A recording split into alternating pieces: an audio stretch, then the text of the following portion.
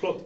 Der starter vi opptak, og da er dere velkommen til å høre Diego snakke om kortreist stein. Så da skal jeg mute hos meg også, og vær så god, Diego. Takk skal jeg si. So, hello everyone. Good morning. It's my pleasure to introduce the description about my PhD project. It is called Use of Local Materials for Road Construction. My name is Diego Mera Barbieri, and I am PhD student at NTNU, Norwegian University of Science and Technology in Trondheim, and we collaborate with Statens vegvesen, Norwegian Public Roads Administration, to fulfill this PhD project. So let's have a look in this slide about the overview about what I'm going to talk today. So first and foremost, we're going to talk about the general mission of the PhD.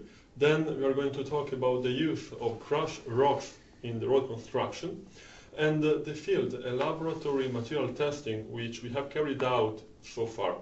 And then we are going to have a look about how it is possible to enhance and actually enable the use of rocks which do not fulfill the existing codes in the unbound layer of the codes. So let's start. So the mission of the PhD project. So today, Norwegian Public Roads Administration is building the E39 highway. Norway is kind of very mountainous region, especially along the coast where we have a lot of fjords and mountains. So we do need an extended tunneling system. As a consequence of this tunneling system, we are going to have a generation of blasted rocks. So, as we can see in this image, we have down in the field the drilling jambos, which actually are excavating the tunnels. And so we have in the field the crushing machines, which actually crush the blasted rocks. And so we have giant heaps of crushed rocks in the field, in the construction site.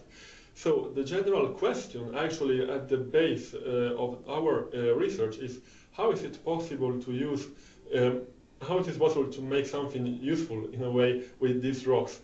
For example, something better than throwing the material down in the fjords. So as the goal of my project, we want to study how it is possible to use these crushed rocks in the unbound layers of the highway, or actually low volume roads or roads close to the place of tunnel excavations. With unbound layers, I want to remember we actually refer to the sub-base course and the base course if we talk about low volume roads.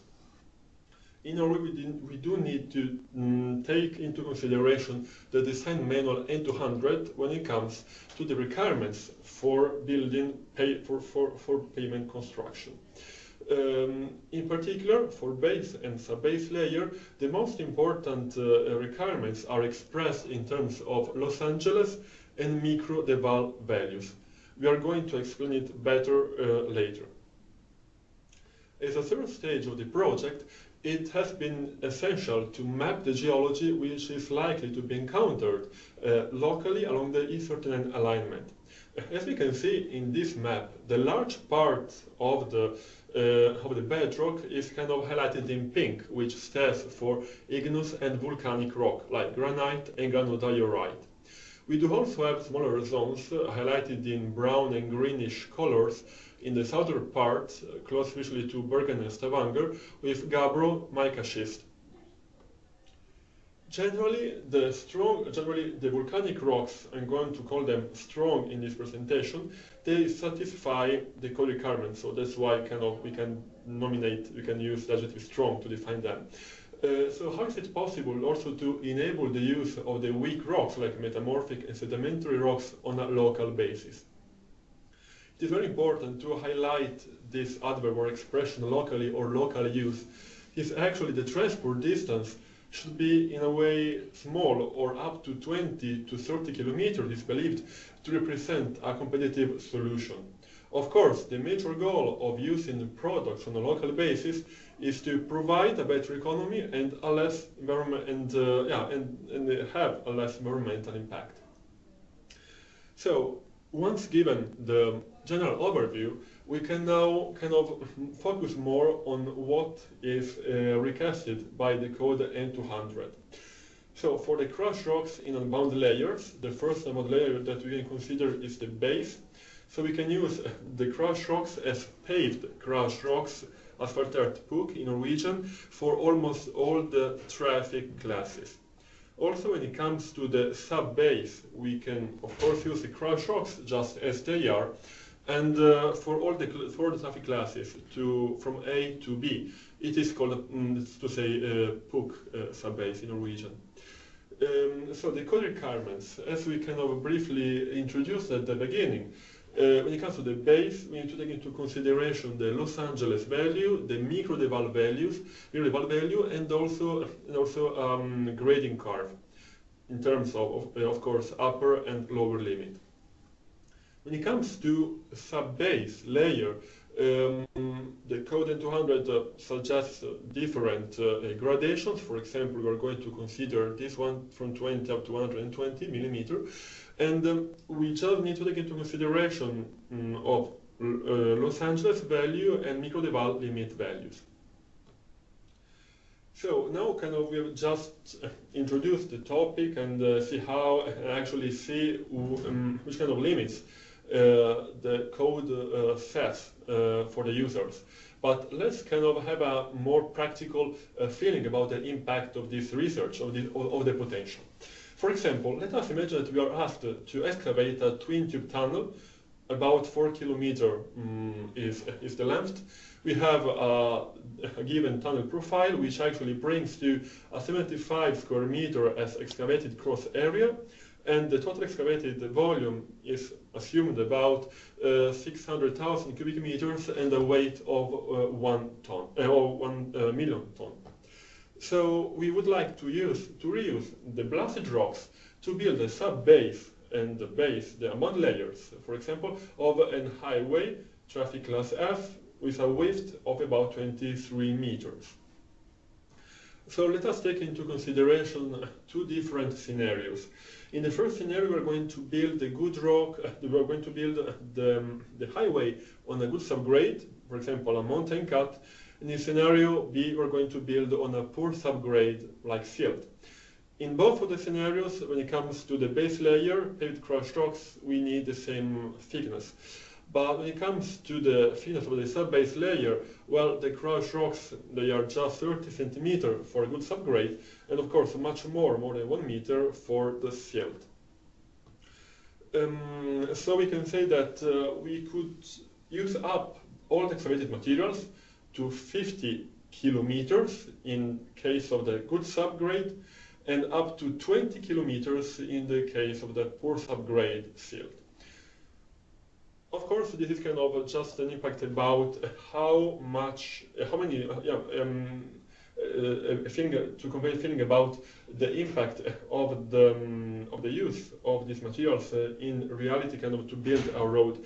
But of course, all of us know that take into consideration the price and cost actually is really, really important.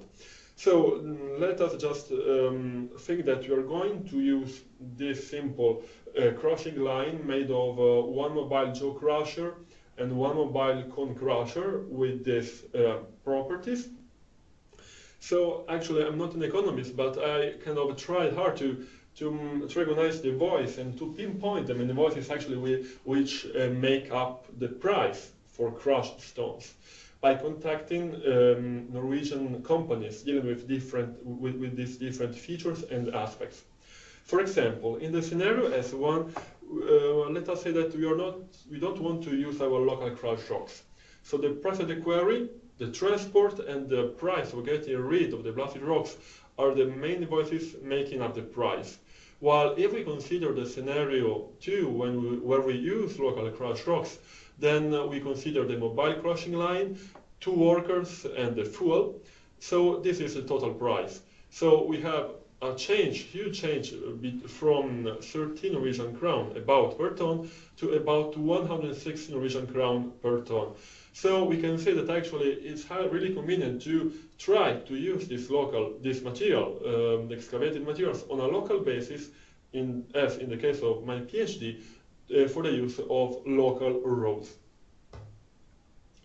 So now I would like to invite you kind of come closer to the research that we deal on a daily basis at NTNU. And of course, we needed to get the material that you are studying. So we went a few months ago down in Bergen. Actually, there is this building site, Svegersjøen Rødal, where they are excavating a lot of tunnels. So it was really convenient to have a tour there. We collected 3 different types of materials. I'm going to call them here material M1, 2, and 3. First material, M1, actually has a volcanic mafic igneous origin. Its properties, this is a Los Angeles, Ingoldeval values are really good, so we could use this material as it is directly for road construction. We also collected other 2 materials, 2 and 3, which actually have metamorphic origin, and I'm going to call them weak rocks in this presentation. It's actually their Los Angeles Ingoldeval value, they trespass the limit, which actually are set by code N200. Before we go forward, I would like to give a kind of background knowledge, or actually the most important principles when it comes to the repeated triaxial load test. Since this test, we are highly using this test at NTNU laboratory. So the principle, or actually the aim, is to study the stiffness and the deformation properties of unbound materials. These properties are connected to a series of voices that are to say the geology, the grain distribution curve, the stress level applied, the water content, and the density. In our case, in our research, of course, the geology is defined as material M1, 2, and 3. The grain size distribution curve is defined actually as the average one for base layer. The stress level is defined as a stress path series by this Euro norm. The water content that we have studied is 1% and 5%, which is almost the optimum moisture content for almost for all the materials M1, 2, and 3 for the record. And the density, we studied these rocks with a compression. Actually, we built the specimens with a compression time of 30 seconds. So we can see actually in this image the triaxial apparatus that we have at NTNU in the laboratory. So here we have the specimen, and actually surrounding the specimen we do have the LVDT, the linear variable displacement transducers. And outside the specimen we do have pressurized water, so we are able to adjust the triaxial stress, which actually is to say the confining stress. So this actually is the table given by the Euro norm. We do have 5 sequences in the so-called multi-stage low stress procedure, sequence 1 up to 5. And actually for each sequence we do have 6 steps. For each sequence the confining stress is defined, so from 20 up to 150 kilopascal.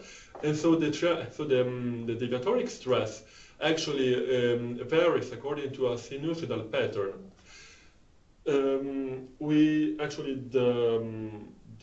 The test stops if the axial permanent deformation gets too high, kind of 0.5%, or of course we get down to the last step of a sequence. So I repeat, we apply the triaxial stress, so the confining stress actually having action in all the direction thanks to the pressurized water, and the deviatoric stress is applied vertically, so kind of these 2 red arrows thanks to an hydraulic jack. So which kind of results we obtain from the RTLT? A very relevant or important result that we usually get is a resilient modulus, which is a way of describing the stiffness of the unbound materials. It is defined as the ratio between the dynamic deviatoric stress and the resilient or elastic axial strain. So this is actually the typical result that we get. So we do have 5 sequences, so 5 colors for each different triaxial confining stress, sigma Vt, and we do have 6 steps for each sequence. Each sequence is made, each step is made of 10,000 repetitions. So from the raw test results, we do get this k-theta model, that is to say, a model where we are able to put into connection the resilient modulus and other inputs. In this model, proposed by Higgs and Moniz-Smith in 1871, we take into consideration the bulk stress. Of course, we do have more complex model taking into consideration octahedral stress, water content, but this is kind of sufficient enough to highlight relevant differences in the performance of the materials that we are studying. So when it comes then to this law, we do have, so theta is the bulk stress, sigma A is reference stress, 100 kilopascal, and K1 and K2 are model parameters defined thanks to regression analysis. So given this background, then we can go back to our materials. So what is the resilient modulus of our materials M1, 2, and 3 when it comes to water content, 1%, and optimum moisture content? Well, these are the curves. We can highlight that material M1, that is to say, the black line, both in this case and also in this case, is kind of overwhelming the other two. So in a way, both resilient moduli and the standard test, so Los Angeles, Villeurbanne, all of them, they do highlight a difference in performance between the good rocks M1 and the poor weak M2 and M3. As a further stage of the PhD, we wanted to actually study the crushing or variation in grain size during the life of the road life. And in particular, when it comes to the crushing, we do have the standard test, so that is to say the Los Angeles and the Micro-Debal test. They are in a way meant to mirror or to let us infer the properties of what is going on in the field in real life. So why not kind of try this out by studying the crushing taking place in road life? In particular, we studied an unbound sub-base layer during both the construction phase, thanks to the field test there at close to Bergen, Svegaskjolderodala field building site, and then during the service life phase, which was attempted to study thanks to a simulated, thanks to the repeated triaxial load test, so that we can study, we can then check or kind of compare if the crushability, the crushing taking place in the standard test is really able to describe the crushability, the crushing taking place in the real life. So before actually describing those tests, we did need to understand the magnitude, the order of magnitude of stresses taking place in the field during the construction phase and during service life phase. In this case, we used COMSOL multiphysics kind of to model these two scenarios.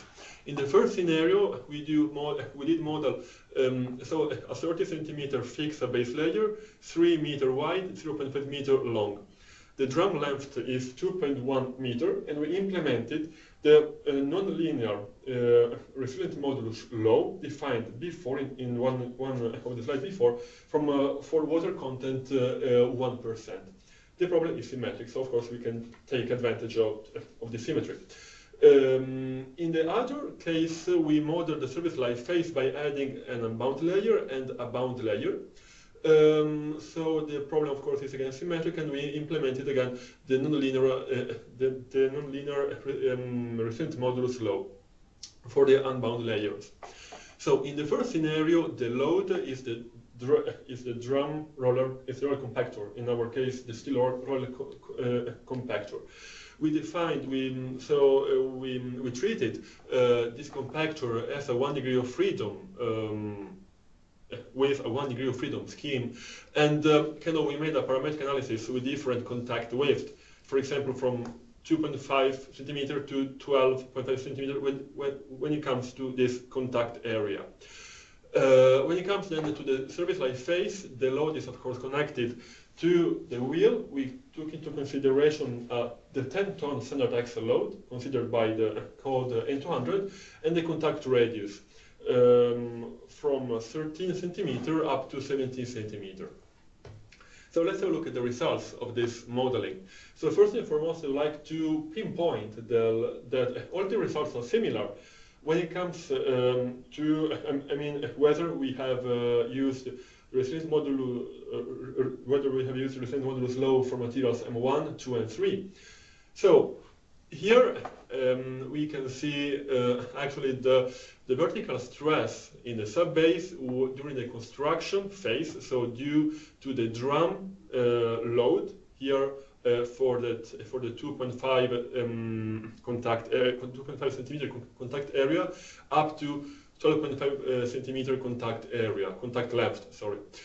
While here at the bottom we see the stress is taking place during the due to the standard wheel load. So we immediately acknowledge that we do have different amounts of stress levels. So we do expect different amounts of crushing during the construction phase and service life phase. So then let's now go forward and have a look to the tests. So the first test was that one carried out in Bergen, Fagersta, so to simulate the construction phase. So we wanted to quantify then the crushing under a steel BOMAG roller drum. So we compare the sieving curves before and after the compaction. So first and foremost, we prepared the site. So we extended a cloth so that in order not to lose the fine parts produced under compaction. Then actually we placed the material M1, M2, and M3 close to each other. It was about kind of a 5 meter to 7 meter area for each material. Then one stripe was compacted, the red one, and the other one was not compacted. So after the test, after the compaction, which actually was made of 4 passages as it is suggested by the code, we collected the material in this huge sacks and we analyzed and we sieved them in the laboratory. So we also mentioned the service life phase. Of course, it was kind of difficult to simulate in real world. The crushing taking due to the passage of a standard wheel load. So we quantified it in the laboratory thanks to the repeated traction load test. So we simply adjusted the triaxial stress and the vertical levatoric stress in order to reflect the stresses that are likely to occur during the service life. And of course, these stresses, they were retrieved from the modeling explained before. We applied then 1 million repetitions. So now we can have a look at the results. So here we have the sieving curve when it comes to the compaction and the wheel action. Before and after compaction, and of course before and after the wheel action. Of course, and just to pinpoint, the before scenario, the before action are solid line, and the after action are dashed line in both of these two images. So let's have a look then, let's focus on this image. So we have that material M1 does perform well, since we do have little crushing, since actually the black dashed line and the solid black line are really close to each other. While material M2 and material M3, well, here we do have a really kind of remarkable difference. So we can say that actually material M2 and M3, they crush much more than material M1, so they perform worse compared to material M1. On the other end, it's interesting to see what happens during the service life phase. It's actually all the curves are really close to each other. So you can see that actually the major part of the crashing does take place during construction phase, not during road life. And in this first phase, during the compaction phase, material M1 actually performs better, so crashes less, than material M2 and M3. You can also analyze further the outcomes obtained so far. For example, we can analyze the change in coefficient of uniformity and coefficient of curvature.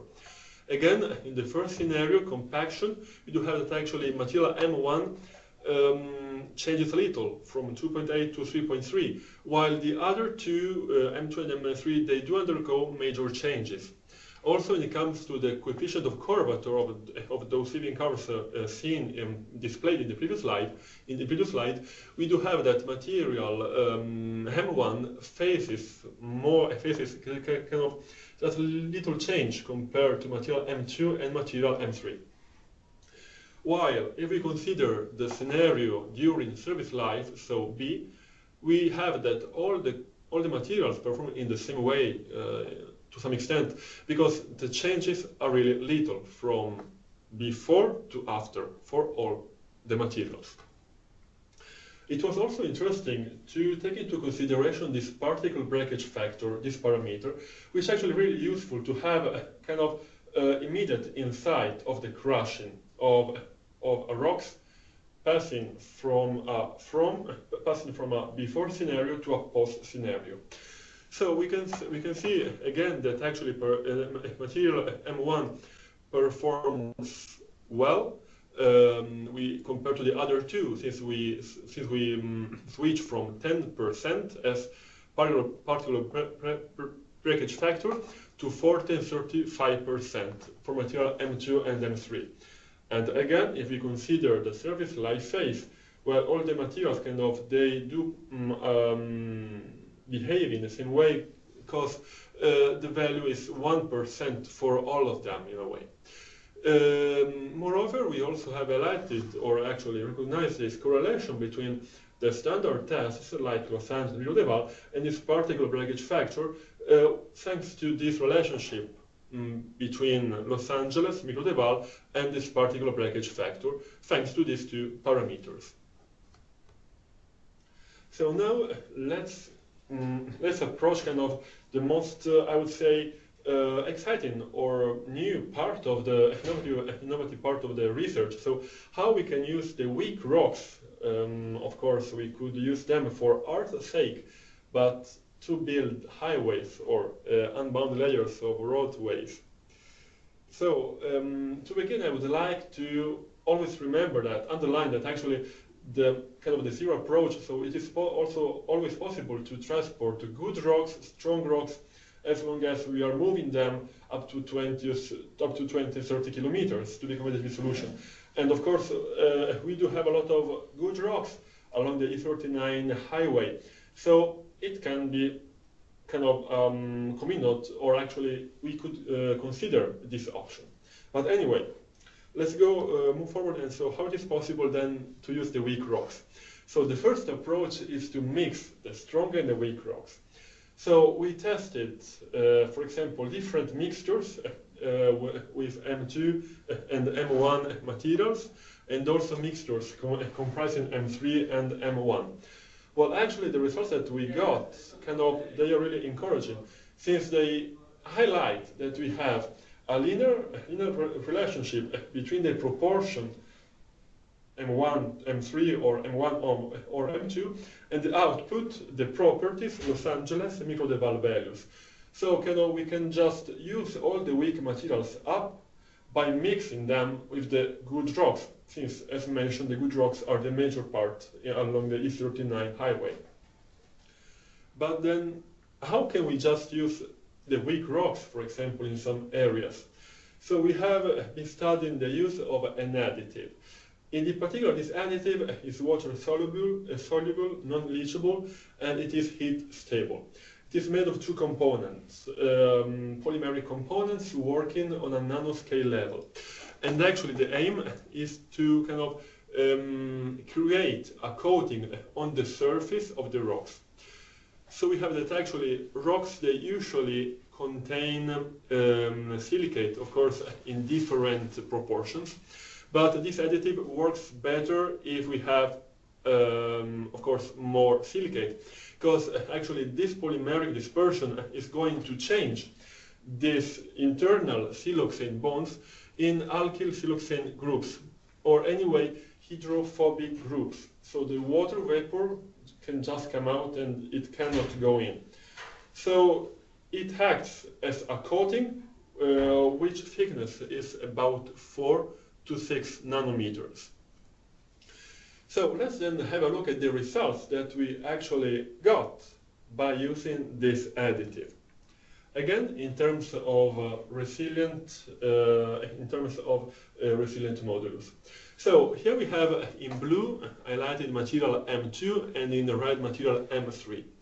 So here dashed, they are actually the basic, the original curve that we got, I mean, at the optimum moisture content, just 5%. Then we kind of mixed this, we mixed the water content with this additive according to these two proportions. With these two proportions. The first one is 2 kilograms and 100 liter. So we got this improvement. And actually this was the proportion which was suggested by the company, since they usually deal with silt or anyway not coarse material, but just fine materials. So we decided to try a different proportion, a more significant proportion, so using 20 kilograms of additive for 100 liters of water. And actually, we did have good results. Of course, we can pinpoint that, we can acknowledge that material M2 performs better than material M3. This happens because of the chemical composition, since material M2 contains more silicate than materials M3. But still, we are able to improve or anyway make usable the rocks who otherwise would just be weak or wouldn't be strong enough to be used in the unbound layers of the highway. Then what happens if we just test with Los Angeles and Microdeval? In this scenario, we decided to soak the material with this additive and then let it dry at room temperature. So we can compare, so here we have the comparison in terms of Los Angeles values. So we do have improvement, but still we need to remember that actually it is a coating agent, so this is kind of a more crushing test. So if the so once the rocks got crushed in the Los Angeles test device, of course, there are surfaces which actually previously were inside, so now have don't have kind of treated surfaces. But anyway, the results are really good and of course encouraging, as well as when it comes to the Microdeval results. Here we have a huge improvement thanks to this coating. So we changed from 23 to 3 or 26 to 5 when it comes to material M1 and M3. So we can claim that actually the use of this additive is effective. As a third approach, we have been trying the overheating. I mean, material M2 and M3, they are metamorphic rocks, so they must have faced or actually undergone a high pressure or high temperature in the past. So maybe the temperature that we can have in the laboratory is high enough to modify them again. So we tried to warm them up to 175 and 255 Celsius degree to see if we were able to change the composition, but apparently it didn't happen, since the Microdeval values, they remain the same, I mean, for all the temperature. So it has turned up, it has turned out not to be an effective method, but anyway, it was interesting to study from a kind of scientific point of view, or for science sake in a way. So these are the approaches studied. So as the final remarks of the presentation, we have stated, we have shown that actually it is useful to use the rock masses on a local basis, since it brings to economic and environmental benefits. Then we have collected down in Bergen section of Rodel building site 3 different materials. M1, strong, so it does fulfill the code requirements, while M2 and M3, they are weak, since they do not do so. They are not able to fulfill the existing code requirements. So here comes actually the research, the PhD research, so how it is possible to improve the performance of these weak rocks. We have studied 3 methods so far at this point of the PhD, and the materials mixture and the additive use has turned out to be effective methods. Then, this was the presentation, so I would like to thank you for attention. In Norwegian, tack for oppmerksomhet. Det var greit å snakke med dere, og jeg er veldig glad å presentere jo min forskning. Ellers skjer ni det chui, og her går skjer ni kan gå til å gjøre. And at last, grazie dell'attenzione. So, again, this is my PhD candidate contact. I would like also to thank my supervisor, Inge Hoff, co-supervisor, Lilian Utus, and contact partners, Nils Utus. Thank you. So then I would say that it's question time. Ja. Vi kan ta spørsmål gjerne skriftlig, hvis dere bruker kommentarfeltet. Hva mener du med kommentarfeltet? Vi skal se. Der.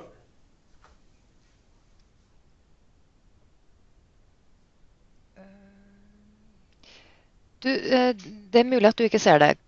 Skal vi se. Hvor mye koster tilsetningsstoffet? Ok. Vel, på norsk ellers, I think that we can anyway get to all the... Continue in English. Yeah. Okay. So the price of the additive. Of course, it is a very good question and right to the straight to the matter. Well, actually, I kind of don't want to promote a product or another product. Just it was the product we had contact with the company selling this product.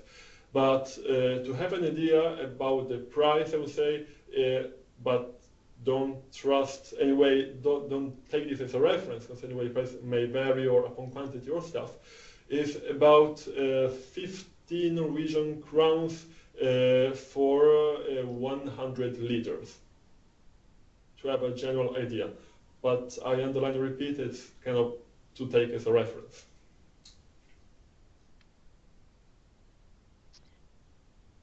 Da ser jeg ikke at vi har flere spørsmål.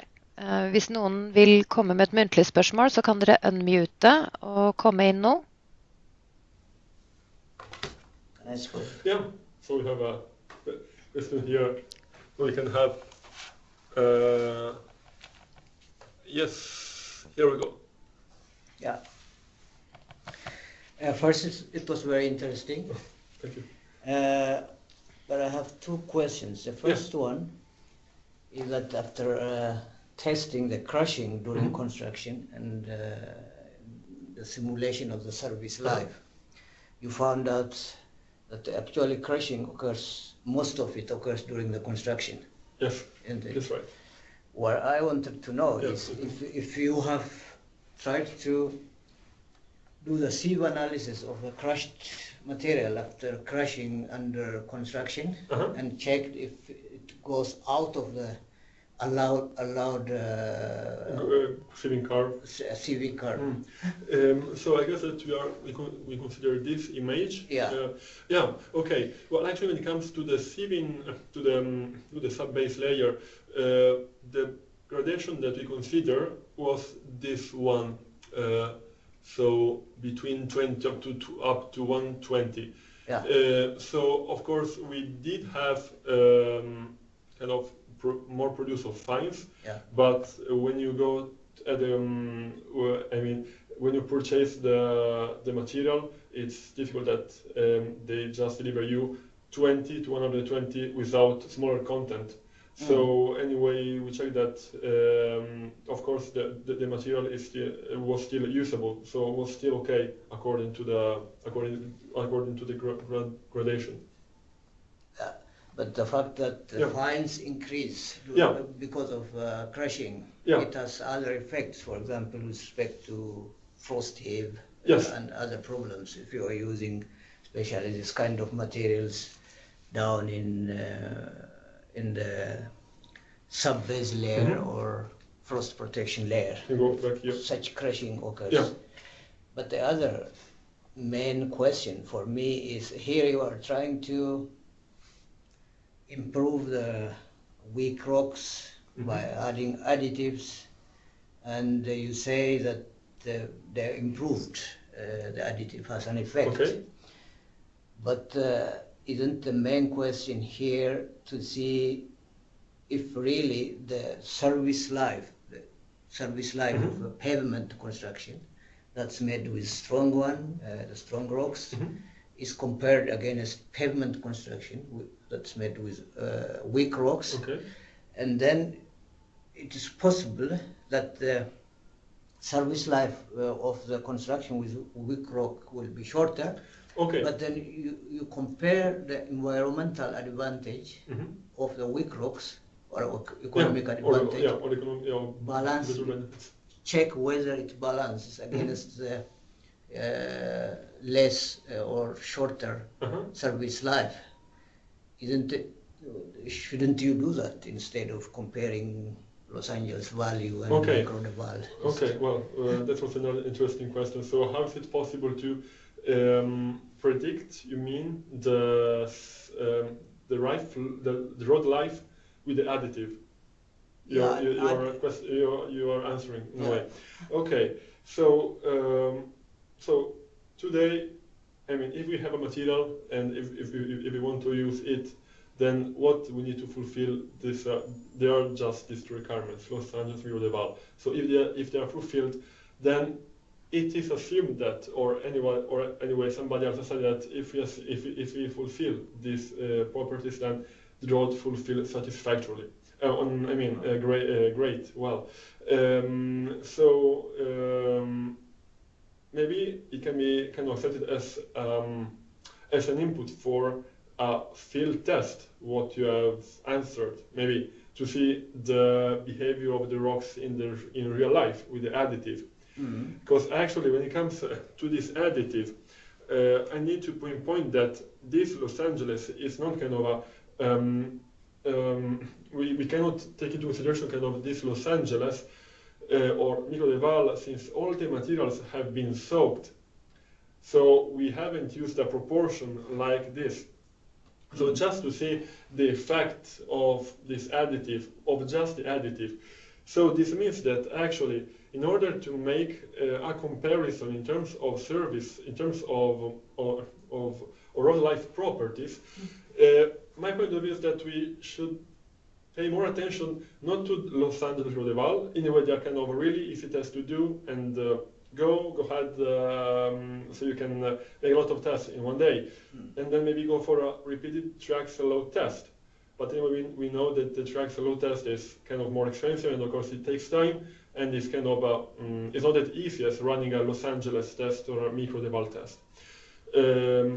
Or maybe there are other instrumentations close to the repeated Triaxle load test, like the Puma device, which might be taken into consideration as a compromise, maybe between the easy test but reliable so far, because they are the ones that we use so far, and of course the repeated Triaxle load test.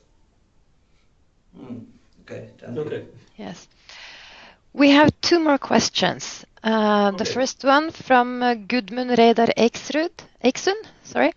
Tunnel masses will, due to the blasting conditions, have a large fine content. Have you evaluated how large portion of the tunnel masses that is unsuitable for road construction or usable Okay. for road construction? Okay. Yeah. So thank you also for this question, and we're kind of expecting a matter to discuss a matter like this, like to go back to this part when I kind of estimate the use of the local materials. when actually I said that they are useful, that actually they can be used up to 50 really kilometers, of course, in a ideal world, if we get the perfect size directly from the crushing. So we do have, of course, fines or anyway undesired gradings and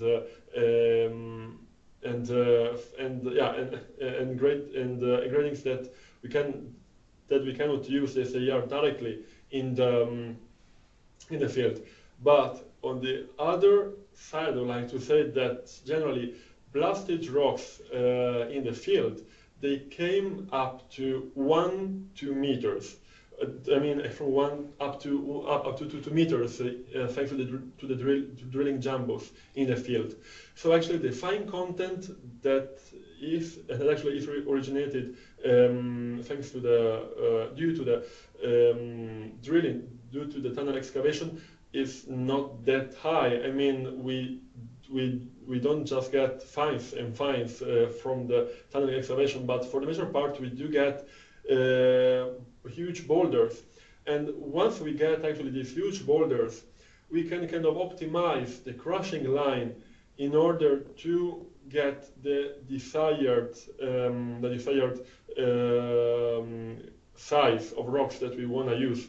So I guess that by adjusting the crushing line, by adjusting the crusher and the sieving screens, we actually, of course, the crushers in the first place, we can optimize the production of the dimension of the rock that we want to produce and to get.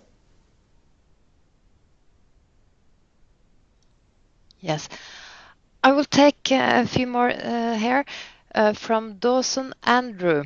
Thank you, Diego. I have a question. If the alternative materials are non-compliant because of LA or MDE, why do you use them and as compliant with respect to grading? Standards gradings have been developed around conventional aggregates. Maybe different gradings would best suit these alternative materials. For instance, if they too easily break, then to have more fines will likely reduce contact stresses, reducing the chances of breakage. Mm-hmm. Yeah, so if we haven't understood, probably the question is kind of why we use the grading curves like, so let's go back to the grading curves. So they asked about how we tested the same grading curves in a way, or why shouldn't we, or why don't we use different grading curves for weak materials? So actually, this was in a way the idea at the base of this test, is to say if the weak material M23 they crush differently to material M1, then why shouldn't we use material M2 and M3 in a different grading, so that due to the compaction action, we are going to reach the grading that the good material M1 reaches after the compaction? So that's a really good question.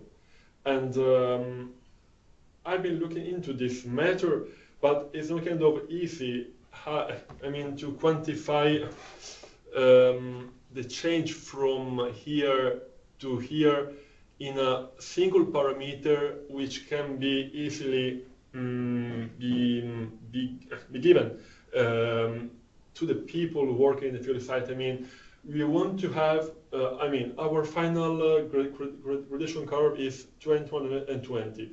So should I suggest for using a 30-150, for example, so that after the compaction itself, we are going to reach the desired grading? Well, this absolutely it will be a great solution.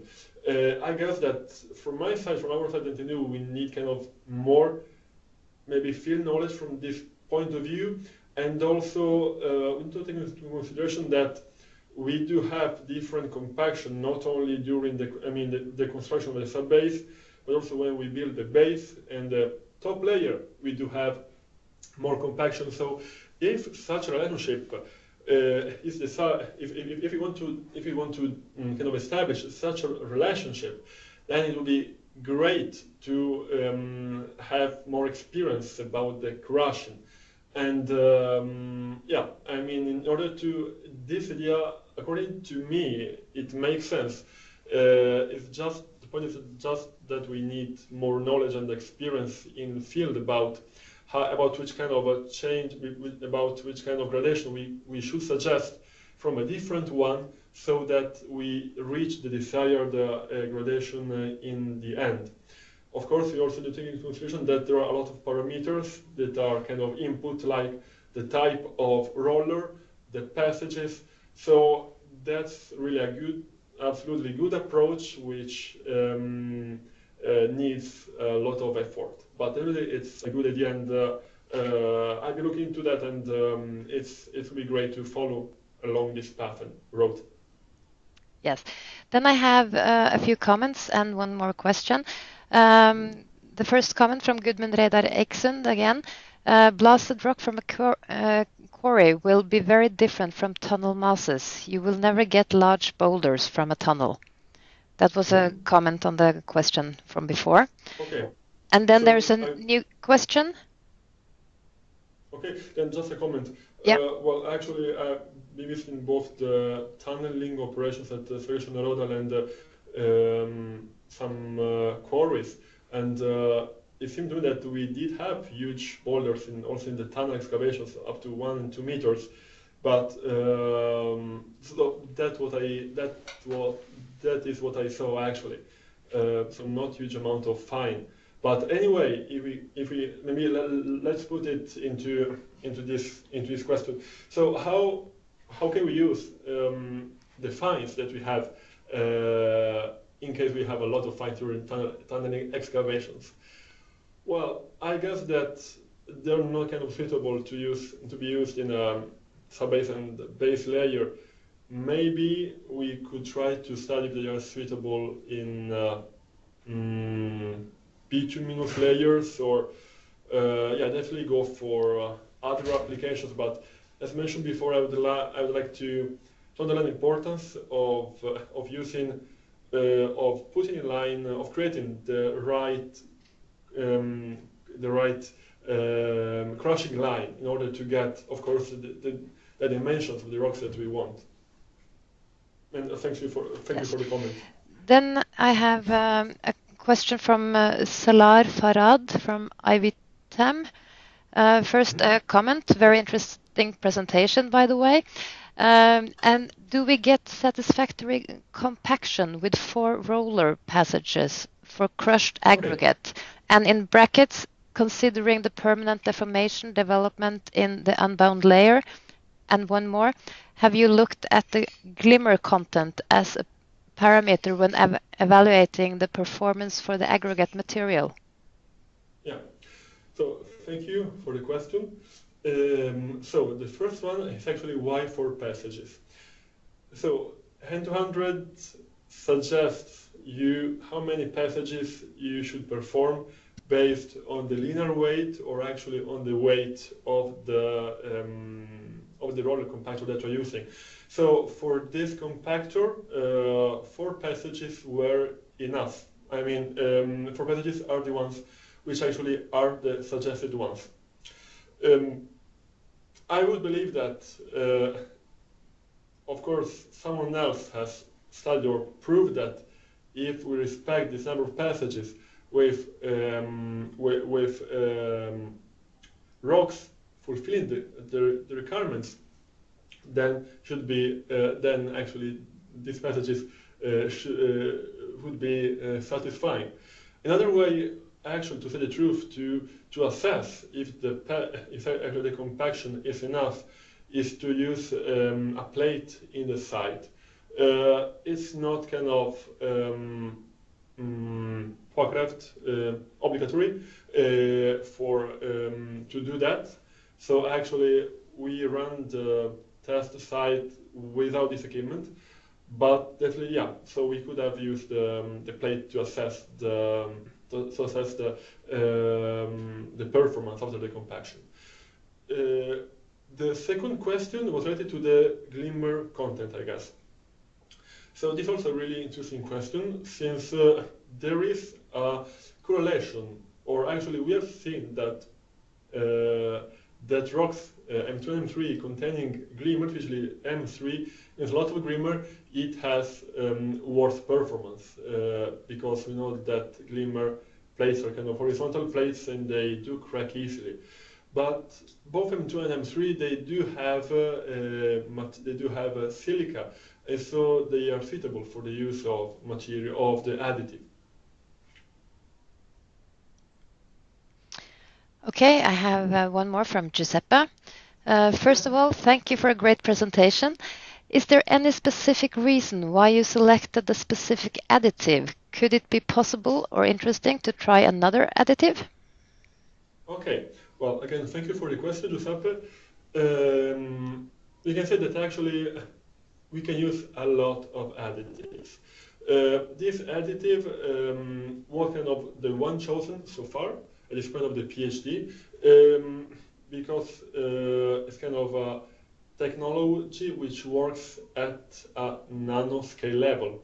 It works as a coating, so it's not kind of the most one of the most used technology like cement-based stabilization. And actually, if you use this technology, this additive technology that we have portrayed here, the material continues to be unbound. Another thing that I would like to point is that currently we are considering other options, other additives. We are getting in contact with other companies, so maybe lignin and also another additive, also working on nanoscale level, could be other two options. Moreover, I would like to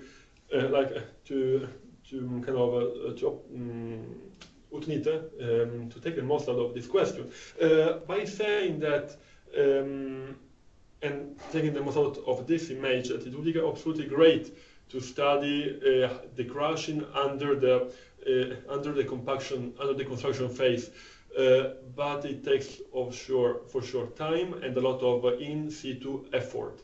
Maybe this effort could be more usefully invested in studying further other additives eventually, so that in the end of the research, so we will hopefully have a choice between using this additive and mixing the material, of course. Okay, I also have a question from Babak. Actually, there is two questions. Okay. Thank you, Diego, for the presentation. I have two questions.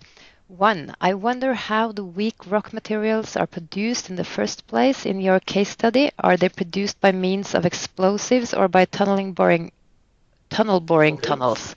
Do you know to what extent the use of different exploration method would influence the mechanical properties of produced weak rock? That's the first one. I take the second one at the same time since we're running out of time. Two, have you considered to evaluate the environmental impacts associated with the production of weak rock materials, like performing the LCA analysis? Okay, well, so start from the second one, since it's kind of more direct. I haven't performed any LCA analysis so far, so there is no kind of meaning in the research so far to take care of what has happened or what happens from this point of view. From the first question, it was really interesting, and so I'd like to come back to this image. Kind of, we have drilling jumbos. They are put in the kind of the explosive. Actually, it's kind of a liquid explosive slurry, explosive slurry, and so the rocks are produced, are actually extracted in this way. Regarding the optimization of the blasting rocks, it is also interesting. There's actually research also here at NTNU has been made in order how to optimize, how to displace, about the best pattern to use for the positioning of these charges to get the bigger stones out. And so again, connecting to the question from before, kind of to decrease or actually to take low, to have a low fine content after the extraction. Well, it is possible, of course, to change, to take care of this variation.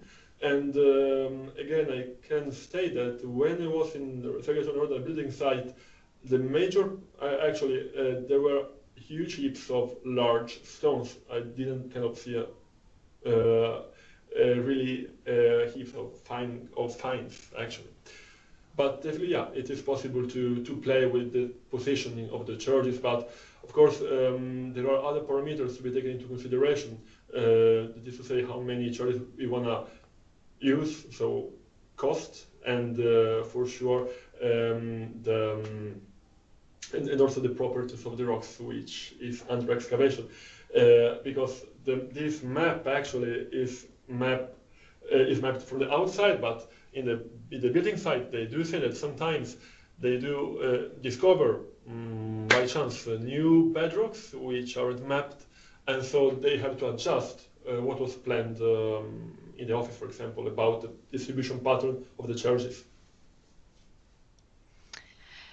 Okay, then I think it's 2 o'clock and I have no questions at this point. I would just like to thank Diego for a very interesting presentation and thank all the 33 places that was participating. I've seen that we have international participants also. That's very good. And I would just like to mention that the next presentation that we will have is on the 16th of November. It's at 10 o'clock. It will be Gaylord Kabongo Butu, which will talk about LCA and sustainability thinking in large infrastructure projects. So that is next Thursday. So for everyone who is interested, please join us then too. And the thing that we have done a video today, we will put it online so you can see it and all your friends and colleagues can also see it afterwards. I hope if everything is working. So, okay. Thank you. And I have some comments. Good presentation, interesting material. Thank you very much. From Mike Horton. Thank you. Okay. Thank you. Okay. And bye-bye. Have a nice weekend, by the way. Bye. Bye, everyone. Bye-bye.